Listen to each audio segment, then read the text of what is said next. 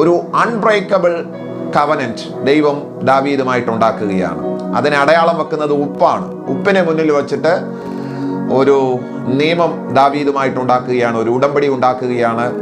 ദാവീദിന്റെ ഭാഗത്ത് നിന്ന് ദൈവം ഒന്നും ആഗ്രഹിക്കുന്നില്ല. നേരിട്ട് ദൈവം അങ്ങോട്ട് കാര്യങ്ങൾ പറയുകയാണ്. ഞാൻ നിന്നെ ആദരിക്കാനായിട്ട് പോകുന്നു, നിന്റെ സിംഹാസനത്തെ ഉറപ്പിക്കാനായിട്ട് പോകുന്നു, നീ എനിക്ക് ഏറ്റവും മാന്യനാണ്, അപ്പോൾ തന്നെ നീ എൻ്റെ ഹൃദയപ്രകാരമുള്ളവനാണ്, എൻ്റെ നിശ്ചല നിയമങ്ങൾ ഞാൻ നിന്റെ മുമ്പിൽ വെക്കുകയാണ്, എൻ്റെ വിശ്വസ്തതയുടെ നിയമങ്ങൾ ഞാൻ നിന്റെ മുമ്പിൽ വെക്കുകയാണെന്നൊക്കെ പറഞ്ഞുകൊണ്ട് ഒരു വൺ വേ കോൺട്രാക്ട്, ദാവീദീയ ഉടമ്പടി നമ്മുടെ വേദപുസ്തകത്തിൽ കാണാനായിട്ട് കഴിയും. നമ്മുടെയൊക്കെ ജീവിതത്തിൽ ഇത്തരത്തിൽ ആരൊക്കെയുമായിട്ട് ദൈവത്തിന് ഇത്തരത്തിൽ ഒരു കോൺട്രാക്റ്റ് ഉണ്ടെന്ന് എനിക്ക് തോന്നിയിട്ടുണ്ട്.